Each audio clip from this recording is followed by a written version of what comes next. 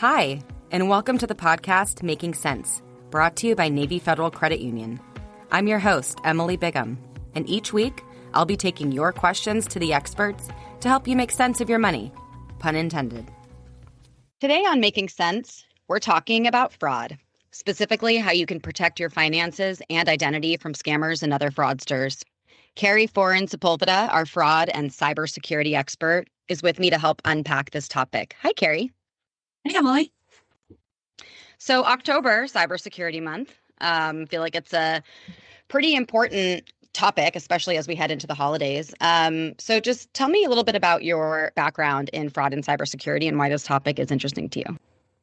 Sure. So I've been with Navy Federal for many years, but in the last 2 years, I've joined the security team and I've learned a ton about fraud and cybersecurity, seeing all of our ways of working with our members from a different lens coming from the fraud side. Nice. Do you feel like you've been able to kind of use those tips and other things in your own personal life? Are there any things that really stood out that you were doing that you should not be doing or vice versa? Sure. I think across my career at Navy Federal, one of the best things about working here, in addition to the fact that we're supporting a great membership base and everything we do and the cause there, speaking as a child of a naval officer and a Marine Corps officer, right, close to the mission. But one thing I always love about this job is that it always connects really concretely, just even to my own personal life as a consumer. And it's fun to learn about how these things work. And so I was in lending for a long time. And so I learned a lot about how different lending products work, how that comes together, all the credit side of things. But coming to fraud and physical security, really have learned a lot about how we protect our members and really all the incredible experts and incredible tools we have to make things as safe as possible.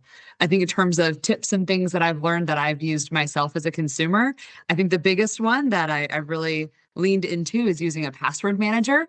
I know that kind of is like a very technical thing, but it has really helped in the world of everybody having just so many passwords you could never remember all of them. It's a great way to actually have legitimately unique, secure passwords for every different thing that you do.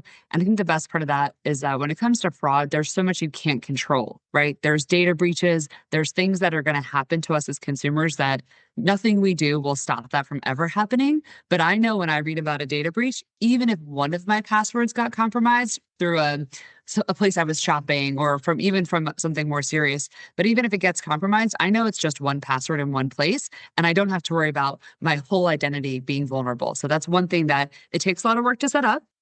It's definitely like an eat your vegetables. You got to make yourself really do it and commit to it. But once you do, it really does mean you can feel a lot more confident in the security of your passwords across, whether it's shopping, healthcare, insurance, finances, whatever element of your life that you have an online presence in, you can feel better when you use a tool like that. Makes a lot of sense, right? Taking the time to set it up front, because, if you do have your identity or something compromised, it's a lot. It happened to me couple of years ago. I think it was my Gmail password, which of course I was using for everything. That's no longer the case. But the amount of cleanup that I had to go through. I mean, sometimes I still am having to, call like an organization to be like, hi, this is no longer my email address. I promise. I don't, it's just, it's a lot. So that's a really, really good tip there. So as far as other tips for passwords, I know you mentioned what you do, but are there other, I guess, safe ways to keep your passwords safe? More manageable ones for those who aren't as organized? Yeah, there's all sorts of great things you can do. I think a big thing, right? You do need those unique passwords. A password manager can help with that a lot. You can also use other tools as well to kind of make things work a little bit better for yourself. Enabling those biometric sign-ins, those are tools that really work. So especially if you're on your mobile device, that's facilitated by a lot of different apps, a lot of different ways to make it happen. But being able to sign in using biometrics, that really helps to create something that's more secure. All those are really great ways. The two-factor authentication, some things are always evolving. So you'll see different things, whether we're talking about passwords, passphrases, passcodes. It is evolving now. It will evolve in the future. But I think the biggest thing is always just saying everybody who's a consumer, which is all of us, you have to be an active participant in protecting yourself from fraud. We always say fraud's a team sport, and our members are definitely part of the team playing alongside us. So making sure that you're really staying up to date on what's going on, but moving to those new and better ways of using things. So the one-time password thing is something that I think will probably be phased out in the next 5 5 to 10 years, but where you can add those, it's still just one more layer of protection. The key with all of these things is all of them are vulnerable if you're not talking to who you actually think you're talking to. So I think that's my biggest thing too, is making sure your URL, if you're on the web, are accurate, right? It's got that HTTPS, right? That's your clue that it's secure, that it makes sense, that it's the website you thought you were going to. If you're getting a phone call or a text, just because it says it's from whatever institution, be that Navy Federal or someone else, those things can be spoofed. So if something ever doesn't feel right about the types of questions that you're being asked, or you got a one-time passcode and it wasn't for something you were actively trying to do, those are great times to pause. Go back to, we always say the classic example is go look at the number on the back of your card and call us directly, right? Go to the main website of the company or institution you're trying to reach and really directly contact them. Because no matter what great things you do to have strong and secure passwords, to use two-factor authentication, if you aren't actually talking to who you think you're talking to, you're still vulnerable. So how do they get phone numbers? So phone numbers, listen, there's all sorts of publicly available data. Some of the amazing things that happen in our lives now, because there's so much data, we can do really great things, but there's also bad actors out there trying to take advantage of it. So phone numbers in general, they all just exist. Google your own name and you'll probably find your phone number, probably your home address, maybe other alarming things out there like, my mediocre high school athletic results. Some of these things live forever, but this data that exists, you can go back and see everyone's phone number, all this information about them. And if they're able to see your phone number, then from there, it's a matter of data breaches. There are sellers on the dark web who are bringing together a username, a password, an email. I really love that you mentioned an email compromise in the past. That is a huge vector of vulnerability. So if you have one really great unique password in your life, maybe make it two: banking and email, because those are the ones that can really spiral quickly. But they're able to bring these data sets together. They sell them. So these are just for sale to the highest bidder on the dark web. There's constant efforts to take it down. We ourselves here at Navy Federal, we have a whole lot of work that we do to try to do it. But the reality is that there's only so many of us and there's so many bad actors out there, some of which are actually being run by organized crime. So when you think about sort of why does it feel like no matter what we do, this problem persists, there's a lot of people out there who are unfortunately interested in trying to make money this way. Yeah, no, it's like no matter what I do, it's the next day, it's like a little different, URL or, so I want to talk a little bit about suspicious links because I feel like they're getting really good at those too. Specifically how they work. So if there is a link that you don't realize is suspicious and you click it, what is happening there that is bad? So because I don't understand that, right? Yeah. So there's different things. So you can have a link where the link that's displayed, so the text that you're reading on a website or in an email, it says one thing. If you hover over it, you can usually see where it's actually going to send you. So it might say www. whatever actual company you recognize. But if you hover over it, you can see it's actually going to redirect you to something totally different. So even just that initial click, you could see where it was going to go. So taking that moment to pause. Again, trying not to click on links unless you're really sure of the sender. And I think being good at going through the internet sort of from the front door, right? Go back to your browser and search for the thing that you want and try to find the thing that there was a link to can be a good way to make sure you're not following a bad link.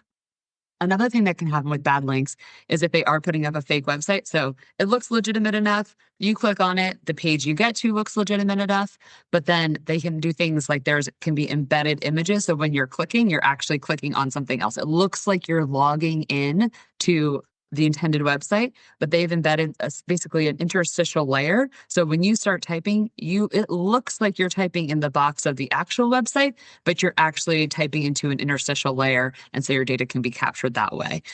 So there's all these different tools. So again, looking for that HTTPS so that you know that it's the legitimate website. Going in, as we say, through the front door, right? Starting at the beginning, right? You're going to type in NavyFederal.org. And then try to navigate to where you're trying to go. Those are all going to be better ways to get where you want to be compared to clicking on links. Mm-hmm. And I know that's tough because we've all learned to click on links to get to things we need, and it can be a little bit slower, but those are some of the ways that your data can be compromised through bad links. That's exactly what I was going to say. In this world where everything's instant, you expect everything instantly. You kind of just click, you don't even think about it. Or, you're on your phone, you're scrolling, you accidentally hit it. Or just like things will just pop up if you're scrolling. And I now will use my, computer for certain things because sometimes I don't trust the pop-ups and the this and the that. And I've just, like I said, I've already had an experience. So what do you do if you suspect fraud, whether it is on your finances, in your email? What should you do? What's the first step? So I would say the first step, if it's finances, if it's specific to your credit cards, right, the first thing you want to do is go ahead and lock it down. So if it's Navy Federal, the first thing I would be doing, hopefully we've already told you. I had my wallet stolen last summer and I found out that it had been stolen because I had already driven home. Everything seemed fine, but I was getting a call from Navy Federal. But even myself, even working in fraud, I still heard that. And because I didn't realize I didn't have my wallet still in my purse, I just hung up. And I called back in the main number. Even though I work here in security, I still just was, because I did not expect that call, because I did not realize I didn't have my wallet. It was an unanticipated call. So I will practice what I preach. And I just did not, I hung up. We are more than happy to have our members hang up on us and say, I need to call you back directly so I feel comfortable. Any day of the week, we are happy to do that. Our MSR will leave notes on your account. And when you come back and you call in, you might not get the same person, but we'll try to make the experiences connected as possible. But yeah, so in that situation, the first thing I did was go and I froze my cards because I thought, why am I getting this call? The best thing I can do is go to my Navy Federal app. Didn't click on any links, didn't do anything, just went to the app that I know is on my phone, log in, freeze the cards. So that at least if there was any actual person still attempting to make transactions on my card, I had stopped them. And then from there, I called in and we went through the procedures. We are experts at making sure we figure out what has happened. We can see, right, who logged in. We can figure out, was there actually fraud, or you were just nervous about something? Lots of times, I'm sure we all have a fair few subscriptions we've forgotten about, or sometimes the way a charge will come in, it'll be an abbreviated version of the name or a little bit different name of the company than what we were expecting. We always get a lot of calls when people have renewals, so things that you maybe forgot about, an annual fee that you signed up for, and all of a sudden you see a fee and you're thinking, that's not right, I didn't pay for anything with this merchant.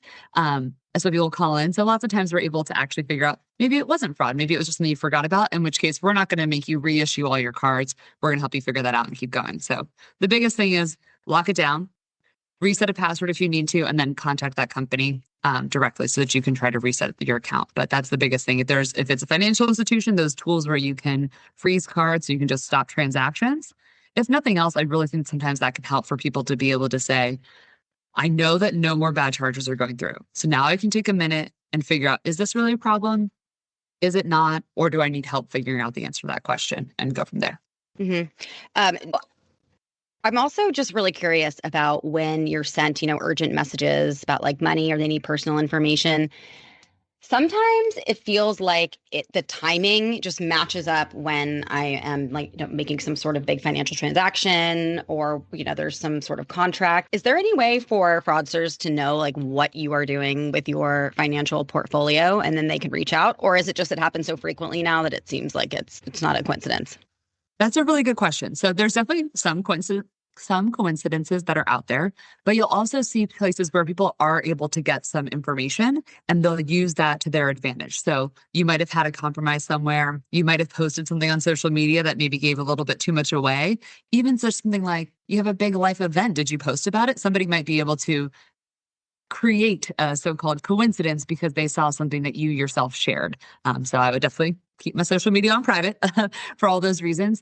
Another thing that can happen, unfortunately, there have been a few scams related specifically to when folks pass away.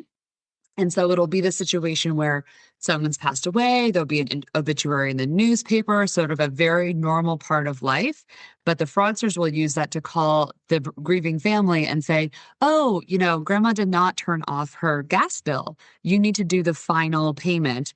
And they're saying, well, I don't have access to her credit cards. I'll pay the last gas bill. No big deal. And when they do that, it's actually a fraudster calling in, pretending to be, they're the impersonator of whatever your local gas company or other utility is. So you'll see things like that where when they're, again, that idea of any kind of public vector where people might get some information about your life and then they know not only is it somewhat plausible that, okay, someone's passed away. Of course, they might have a final bill that they haven't been able to pay. Their family's trying to take care of those things. But they're also people who are going to be in a vulnerable position, right? They're grieving. That makes them more, they're just not always going to be in the best place of mind to say, does this make sense?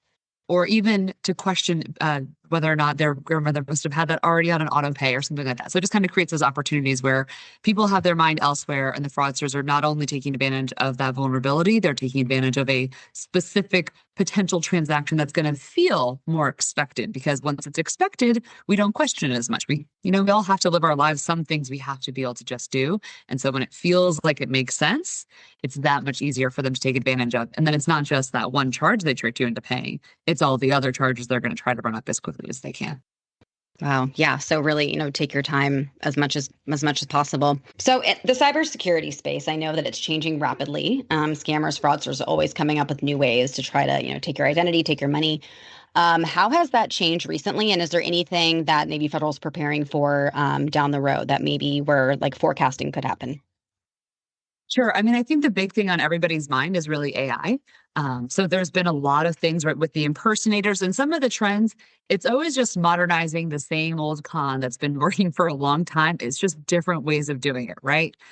Back in the day, people would float checks. They would literally wash checks. There's still a little bit of that now, but it was all a way to get that money to go to not to who it was intended to. So there's always just a new version of it. And in general, we always see that fraudsters, they're finding the path of least resistance. So whatever way is easiest for them. So when it comes to AI, I know there's been a lot in the media about deep fakes and things like that. And right now, I would say that technology is evolving rapidly. I absolutely see it being a threat soon. But currently, frankly, it's right now they're having enough success just tricking people into giving their credentials through impersonation and some of these fake websites, other things like that. They're having enough success there that it's not worth going to make a whole deep fake to make something work. That said, I've absolutely seen demonstrations. I know that it is possible to create very good deep fakes. So that is definitely something that we are working to figure out. How can we provide the best tools and really be able to be ready to protect our members as that becomes a more viable way? Because at the end of the day, right, these fraudsters are doing it to make money. So they're always trying to have an efficient business model where they can steal as much money as possible. So right now, we aren't quite yet on that tipping point. The work to find a victim to specifically create a deep fake that would work for them. So whether it's their partner or another family member, they're just trying to find a way to make that all work. But they're going to do it the easiest, cheapest way possible because they're just trying to get in. And as soon as they can steal your money, they're trying to get out. That's fascinating. Yes. Really is. It's very interesting. So for also just, about member data and things like that, there's something new that we are starting to do in credit cards where, when we're asking members, if we want to verify their income or employment for their credit card application, we are partnering with third-party vendors. And I'm just curious if you can talk a little bit about how secure that is. So, the member basically gets a link and they go to this third-party website and they do give their credentials, and then we're able to securely use their information. Can you talk a little bit about how that works and the security around that? Yeah, so those are very secure ways to do things. So we use those types of functionalities for a lot of different places. If you've ever linked your account somewhere, maybe you use a tool to be able to manage all of your money and you want to see a bunch of different accounts in the same place. Those tools are fairly secure, right? All those ways of doing it, I would say, as long as you're working with legitimate institutions who are choosing those third-party vendors. So Navy Federal, we very, very carefully vet all of our third-party vendors. So we are somebody that you could trust, that the ones that we're employing to make these connections digitally, the connections themselves are secure. We have a very robust process around assessing that security, and that we ourselves, right, you legitimately want to do business with us. We have high standards for who we do business with. And so those are pretty secure connections to make it work. But there are going to be more and more places because this technology evolves so rapidly.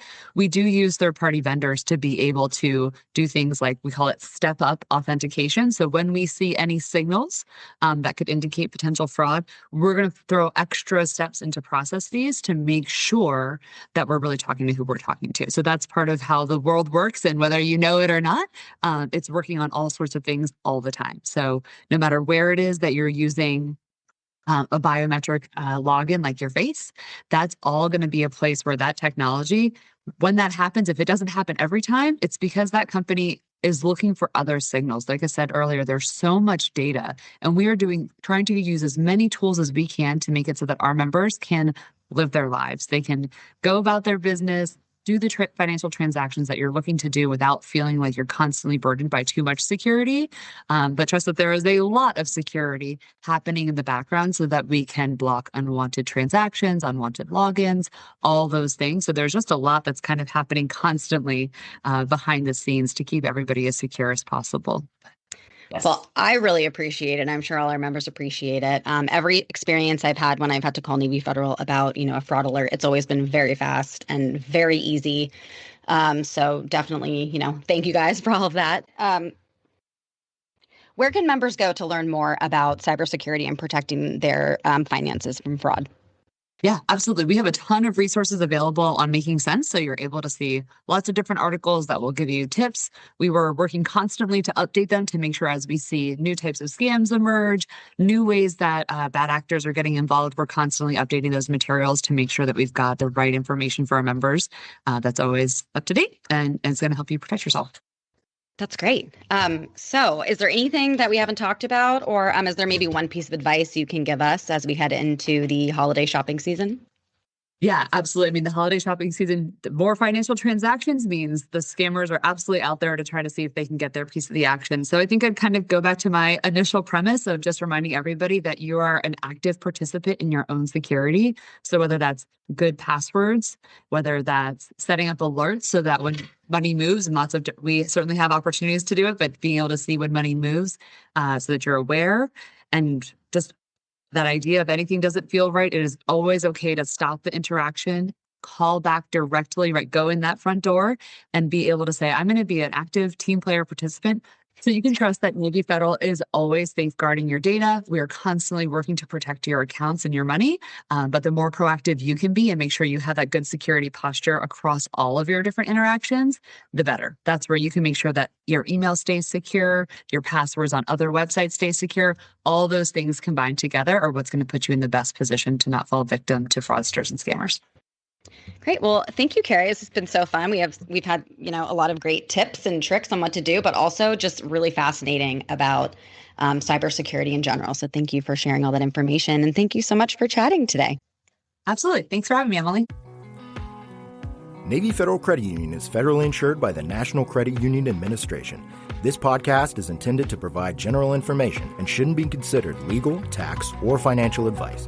It's always a good idea to consult a tax or financial professional for specific information on how certain laws may apply to your individual financial situation. References to and participation with the military community does not constitute organizational endorsement. Navy Federal is an equal housing lender. Navy Federal Credit Union are members of the mission.